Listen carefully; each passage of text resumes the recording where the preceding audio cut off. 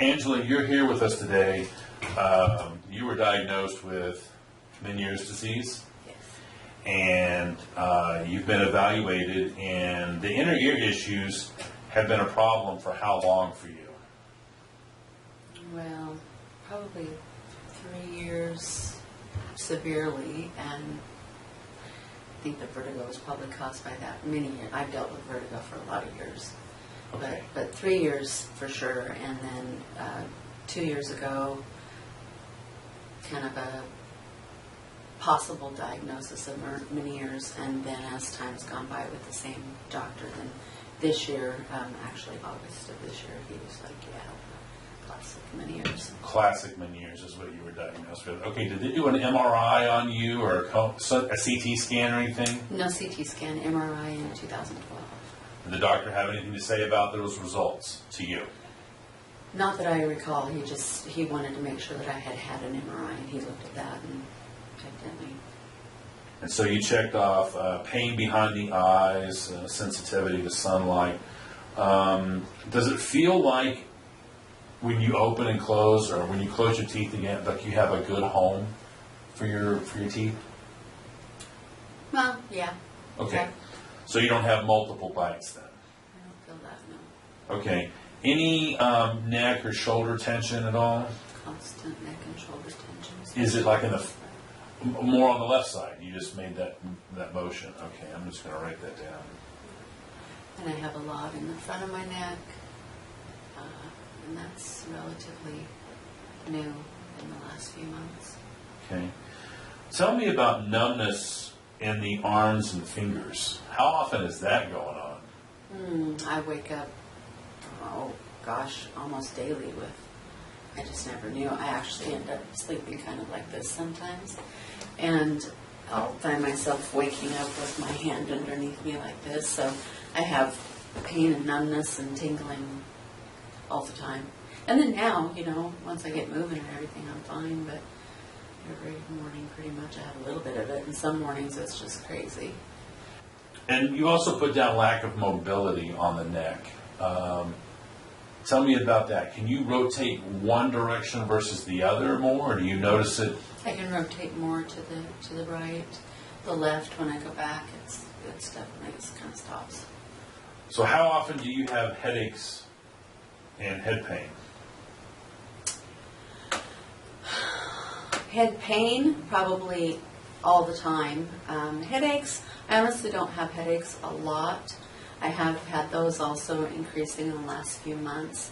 Head pain, though, and to the touch and the crosshair and down. And sometimes I actually feel like numbness and tingling, again, more so on this side. More on the left side. Mm-hmm. Okay. Yeah, everything's really mainly been on my left until here recently. I've started having some of the ringing and hissing On the and right. itching on the right.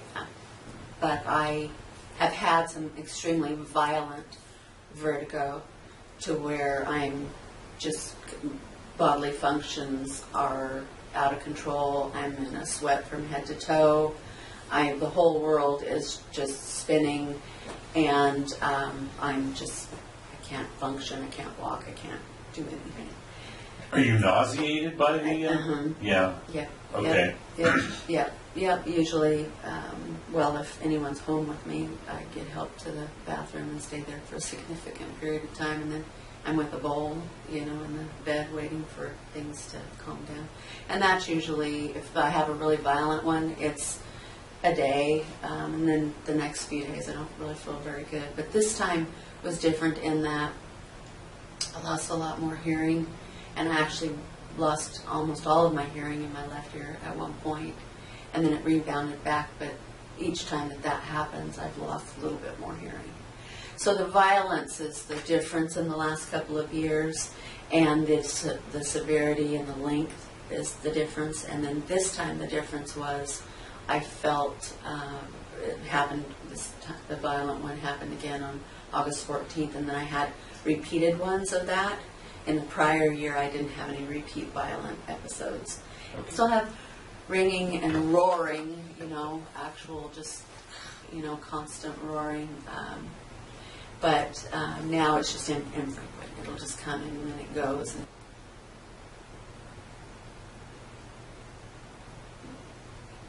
As far as the teeth go, do you notice that your teeth are sensitive to cold?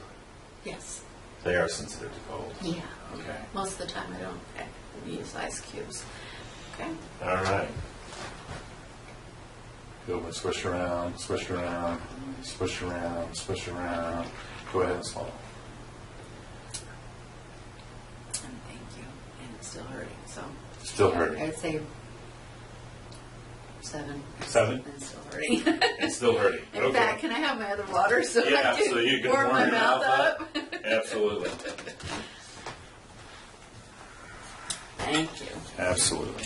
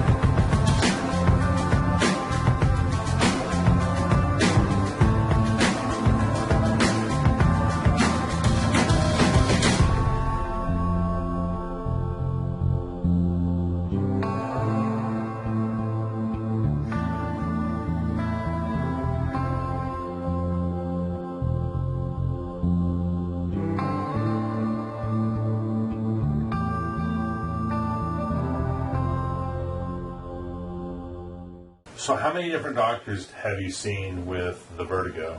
Just my regular doctor and then my ENT. ENT, okay. And then he was getting ready to refer me to a, can't think of the word, neuro something, in Portland. And that was for the gentamicin, starting with the gentamicin injections, and then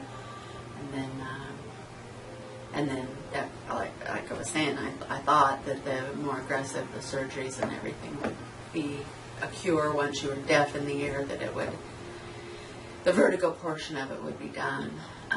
And for me, the deafness would be much better than the being unable to function and work. Sure. With you saying, I mean, it kind of makes sense. If there's some underlying issue that's causing all those same symptoms, then let's fix. And that's what I've been saying the entire time. There's got to be a solution. You know, that, I mean, maybe there's not a complete cure. Maybe there's not everyone. Maybe I won't ever be completely healed or the same as what I was before the symptoms started manifesting. But this can't just be it. Well, right. You know, this is what you have. You're just going to have to learn to deal with it, and you have to take all these medications, and you have to, you know, limit all these things. Which the limiting the things has been the easiest part of it. Well, and that's the thing. I mean, I was looking seriously. I was just like, if it's going to take me being deaf to get control of this, I'm good with that. You know, and that's pretty sad when that would have cost a lot of money. You know, it would have cost a lot of out of pocket, but it would have cost a lot for my insurance companies also. Yeah, it's funny because I don't think I realized how much I was clenching. I think I just always had a clenched jaw because now I don't feel all that tension in my, below my ears and in my lower jaw. So an immediate change between, Yeah. I mean, before you left, immediate, like you can feel the muscles starting to relax. Is that, Here, yeah. okay, that's fair. Good. Huh. All right. Cool. I'll tell you when to swallow. Okay. Swallow. Honestly, it still hurts. But not as bad as before. It's like I don't need any water or anything more like that. So, And I felt it more kind of like right in here, where before it was like the whole thing. so if you were to give it a number between 1 and 10, 1 and 10. like we did, I would say probably 4. so that's almost 50% reduction. Any homework for her at home? Oh, yeah. For the first 2 days, she is to do no laundry, no dishes, no cooking. Oh, that's normal. No, I mean, jaw exercises. Okay, no.